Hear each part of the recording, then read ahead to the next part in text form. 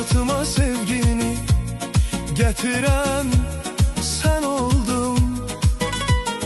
Karanlık otağımda yanan çırağım sen oldun. Sesime ses